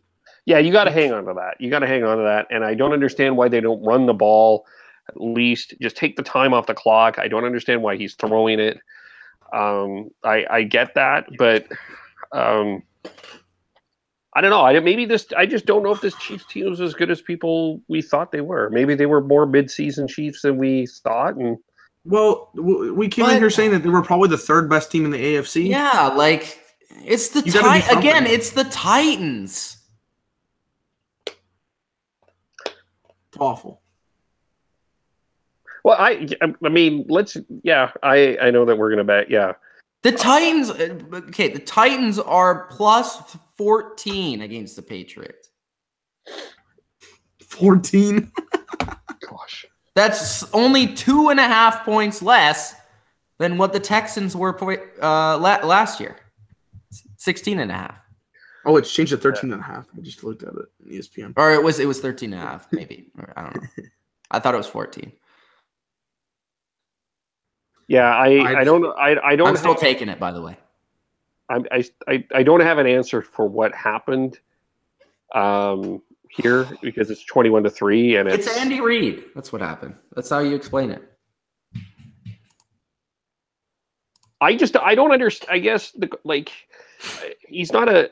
I mean, is he better than Carroll? No, I'd rather have Carroll than Reid probably but Carroll's made his share of mistakes for sure. But he's been allergic to the run, and that's what I'm always kind of concerned about. Like he's always tried to be the uber aggressive coach. He gets away from the run too quickly, it seems. Yeah, but also, I mean, well, and by the way, everyone is hyped on Matt Nagy here. Yeah, and hyped on who? Matt Nagy. Matt Nagy, their offensive coordinator. He's like the hot. Well, Alex Smith was 24 for 33, 264, 2 touchdowns, 116 rating. Yep. Marcus Mariota only threw for 205 yards, but they came back and won. Yep. How do you let a team running the ball come back and win? I don't know. It was incredibly bold of the Titans to do that. Kev. Incredibly bold. We can't push off Andy Reid's incompetence for much longer. Like Kev, their leading receiver was Delaney Walker, 6 catches, 74 yards. The rest of the team, Derrick Henry was the second leader. 2 catches, 35 yards. They have no receivers. No, Eric Decker dropped the ball straight in his chest. Corey Davis is confused on what route to run. Yeah. Rashard Matthews is invisible. I mean, yeah. You can't even really blame the Chiefs' worst part of their team, their secondary. Let me explain to you how this came. It's like it's 21-3. I'm like, okay, I'm gonna go eat some wings at this place. You know, they got all the TVs and stuff. I'm like, this game is gonna be over, or whatever. I'm waiting. I'm like, wow, the Titans just keep making more moves. Oh shit, the Chiefs are incompetent and can't make the first down. Oh shit, Titans make it a 4-point game. Oh my god, or a 5-point game. It just I didn't even expect. I went to go in the car, didn't even watch the part of the quarter because I didn't think the Titans were going to come back, and the Chiefs' incompetence made it happen. It's just how it is. Yeah, the Titans are not a good team, guys. If Stop you're a commenting Chiefs that they're fan, a good team. If you were a Chiefs fan, I don't know how you can be excited for any season. Like I'm sorry, until they prove that they can win a playoff game, you can't be excited. Can't. What percentage chance do you give the Titans for beating the Patriots? Negative 4.72358. I was going to go about negative 7.13469.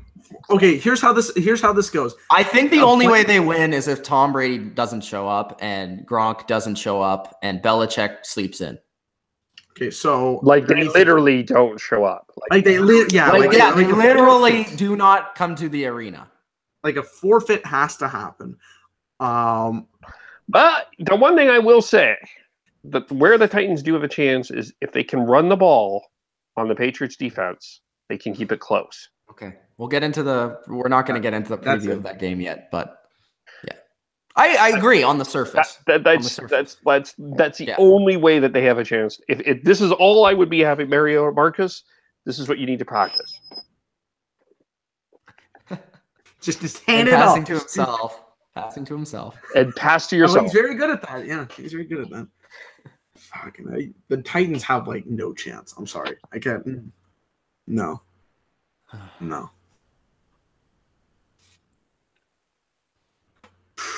All right. We going to comments? Comments. Holy shit, we got a lot. We didn't even go through our regular way. I'm not even trying to be douchebag Pats fan, but I can't see one way of the Titans winning this game. I thought the Bills had a better chance of beating the Patriots than the Titans. At least they're division rivals. There's a chance. There's a reason. I'm sorry, Titans fans. I'm not even trying to be douchebag Pats fan. I'm just saying. No, I even have a buddy that's like a Titans fan, my buddy Carlos, and I'm like, bro, I'm sorry. Congratulations on the one playoff victory, but you're not going any farther. Come on now. Okay. Ultra has his power rankings for the last 8 teams in playoffs. Here we go. Patriots 1, Vikings 2, Steelers 3, Saints 4, Falcons 5, Jaguars 6, 7 Eagles, 8 Titans. Interesting. I would agree with that, actually. I would generally agree. I would put the Eagles ahead of the Jags. Jesus, I hate this shit. Yeah, maybe I would. I don't know if I would. Maybe. I would also. I might put the Steelers ahead of the Vikings, but that's it. I like the rankings. I would keep it the same. But Bodo says Atlanta going to the NFC Championship game. Maybe. Could happen. Maybe. I think they got the matchup they want. Bodo also says, I wouldn't say the KC Titans game wasn't a well-played game. It was just a close game. Wow.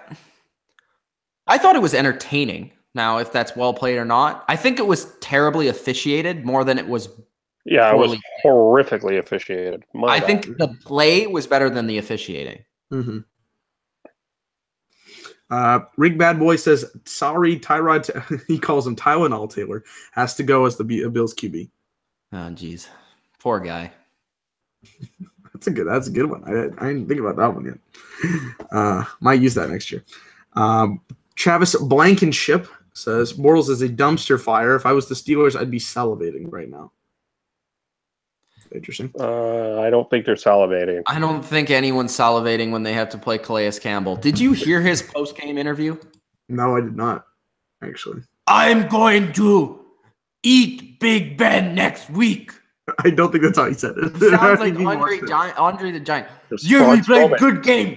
We are going to beat Hulk Hogan at the WrestleMania. We play good game. That is the most intimidating human I've ever seen. Holy fuck. Him or Braun Strowman. Watch that post-game interview if they show it. Goodness me. Rick Bad Boy says Kamara is what Reggie Bush was for the Saints when he first came into the league. Reggie Bush was actually really underrated as a rookie. He was he was very good at He was really good at receiving and returning. Yeah. I feel bad for He him. wasn't quite the runner though that Kamara is. Could have been the star. Kevin Durkant, Mitch, I think every week he's going to get in an argument with you. He says stupid shit. I don't know what he to says say. Panthers got robbed. And That's true. No, they didn't. Okay. I should correct him. They robbed themselves. There you go. That's different. And Ramsey didn't catch the interception. Okay. Yes, he did. I don't know if he did or didn't. Okay, I thought I didn't see the ball hit the ground, but I also never saw him gain possession, so I have no idea. Are we going to, the NFL... I just say give him the catch. Okay, this was my logic. Give him the catch because Peterman is going to throw another interception anyways, so just end the game already. Just end the game. That's here's the thing. The NFL instant replay is getting ridiculous. We need to stop this shit. Like, it is getting way too egregious. But yeah, it's... If it is clear and inconclusive, like, it has to be 100%. Like, it's ridiculous at this point. We're gonna fucking find out that there's there's a bee on the field. Oh my god, like, it's ridiculous. Let's see, gotta find another good comment. Somebody commented a Cam's a bitch. That one is for Mr. Mitch. You're a bitch. Travis has Steelers versus Vikings Super Bowl. Very could happen. That would be a good game, but it's not happening. He also said when you said no running back, he said Christian McCaffrey, but I think you meant in terms of actually running the football because they don't. Let's look up Christian McCaffrey's rushing stats. He's not a receiver. He's not a good running back. Like he's a good. They didn't even use him as a running back. They used him more as a receiver anyway. He's good as a receiver, but he's not a good running back. He actually has impressed me more down the stretch than at the beginning of the year. He averaged rushing the football 117 carries, 435 yards, 3.7 yards per carry, and 2 touchdowns. Oh, well, that breaks my coach method because, coach says if you get 3.3 yards every play, you get the first down. Hey, I learned that, No, but that's not very good. that's not very good. And I know he has a second running back, but still. The Panthers need a lot of players. They need corners. They need safeties. They need offensive line. They need a running back. They need receivers. They need a lot. Somebody said Steelers will play and an owner. Yes, and an owner. Somebody said Steelers will play the Titans in the AFC Championship. I will bet $1 million that the Titans will not beat the Patriots. $1 million, buddy. I'll bet all of my possessions.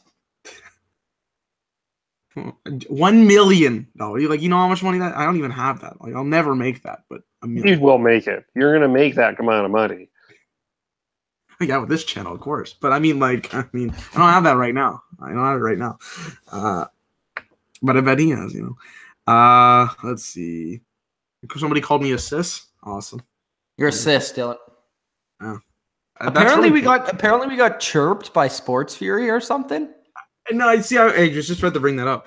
Not chirped. I think they just made an impression. Where? What video? I want to watch this. I did too. I think it was on one of today's videos. They made 2. It was one of the live streams, but they're both 3 hours long, so I don't know when this happened. I don't know. I'll try to find it today. Could you guys please tell us if you know? Or get that video clip and send it to us? Somebody said Sean was like doing like a serious reaction or serious something, and then he made fun of like other channels, but he didn't mean it like in that way. I'll find it. I'll try to find it. We bring the passion on here. See, my impression would be this. All right, so Kevil's at his Tim Hortons talking about how the Seahawks are the biggest threat in the NFC playoffs, and if there was like a non-playoff bracket, the Seahawks would like a bit threatening. If they had a chance, man. We may never know. If there was a non-playoff bracket, the Seahawks may be playing the Texans. I will say this. I will say this. One of the things that did turn out was the Rams shooting themselves in the foot, and I do wonder what. You do make a lot of predictions, Kev. Yes, I'll make a prediction. I will make another prediction. Okay, here we go. I'm making another prediction very soon.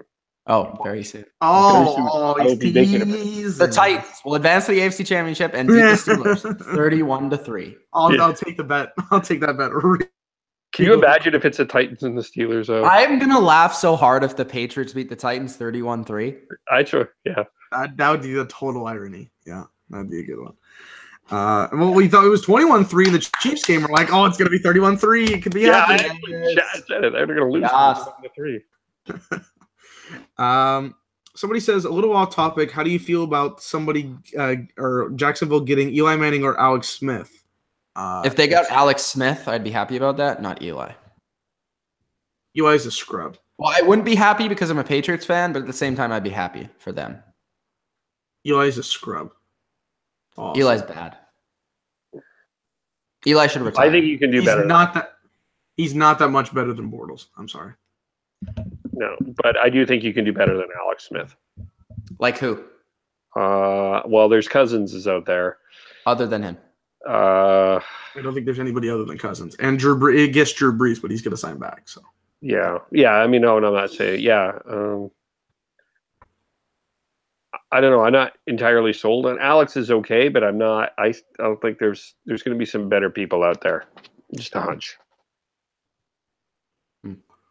Okay.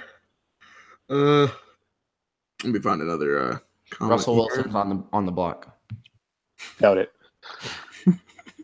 I want to see it. Hey, percentage of chance Mr. Tony Romo comes out of retirement?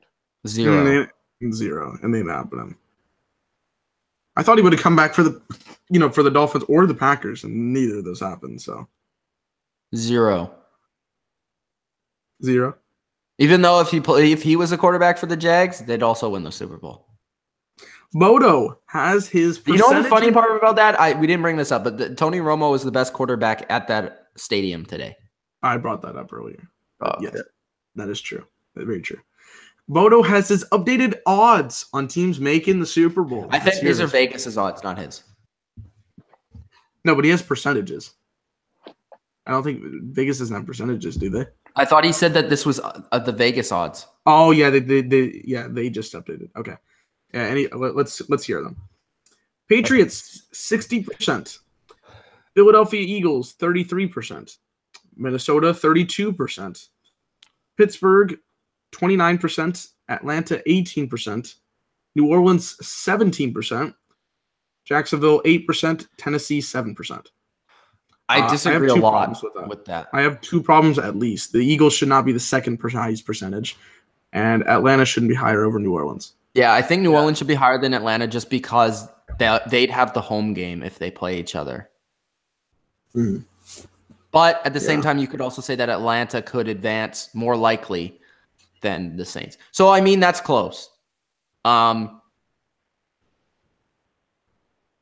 but I disagree with that. I think the Eagles should not be in the top 3. Eagles should be maybe in the top 5, but not in the top 3. Number 7, not kidding. I don't know. I can't be. They can't be number 2 for me. Let's see. Have you guys seen this PDP Andy Reid chokes again video? I haven't seen it yet. Is it worth No, the but watch? I gotta see that later. All right. I can't wait to see that one.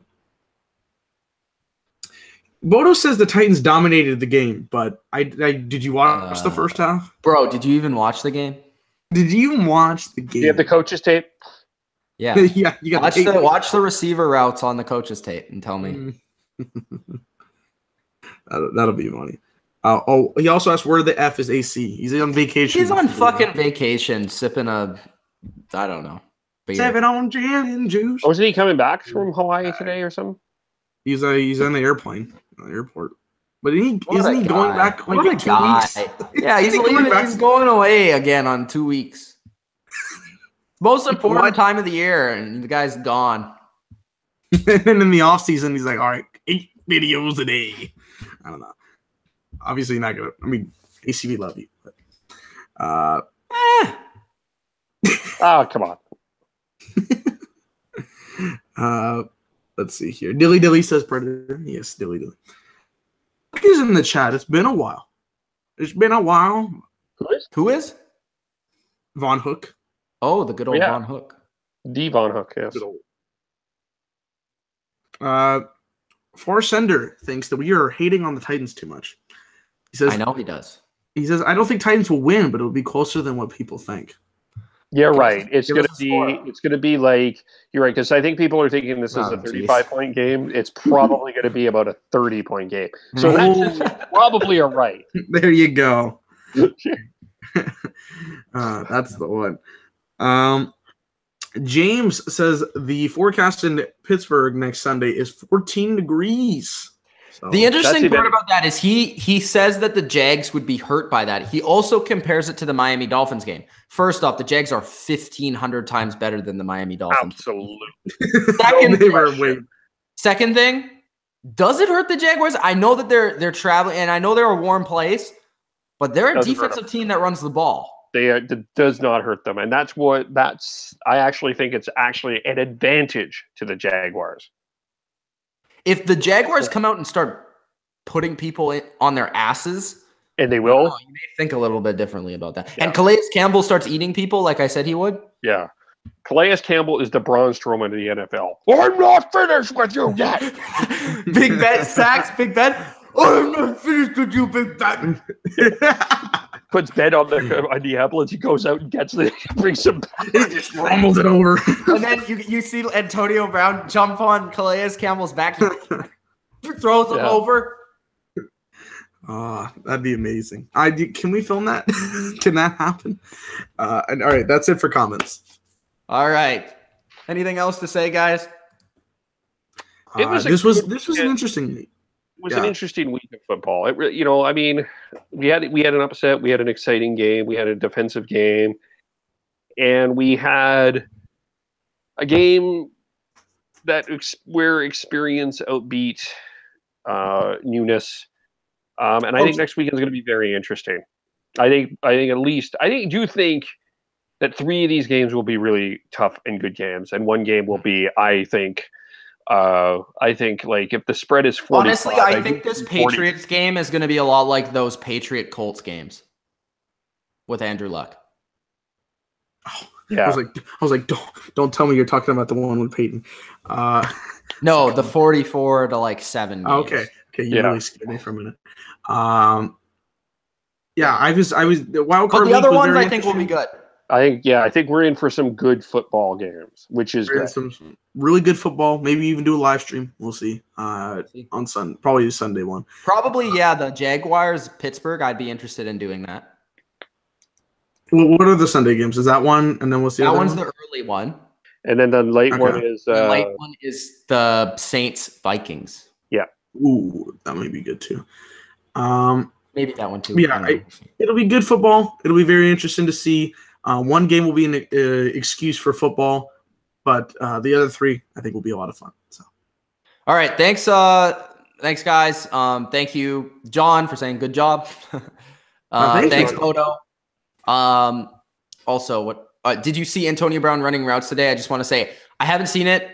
My friend who's a Steelers fan said that he looked good. He was running routes apparently with like Chad Johnson or something. yeah, I saw Ocho Cinco out there. Yeah. Also, OBJ running the ladders. He's coming back. Just throwing that out there. He needs All a right, QB. guys. Thanks for being here. Thanks for being here for this the whole length of this recap. Really long one, but we wanted to break it down for you guys. We can't wait to start talking about the best weekend in football all year is the divisional round with these three games that are just amazing. I wonder what they scheduled the fourth game. And, yeah, we're just excited about it. If you guys haven't already subscribed, make sure you subscribe to the Bottom Line View. It's popping over here. We're getting it going. It's the biggest time of the year. Join us so that we can get, we can build this channel. Tell your friends about it. Tell your family about it. Tell your dog about it. Just tell everybody about it. And like the video if you have not. Thanks. It's Mitch, Kev, Dilly, deuces.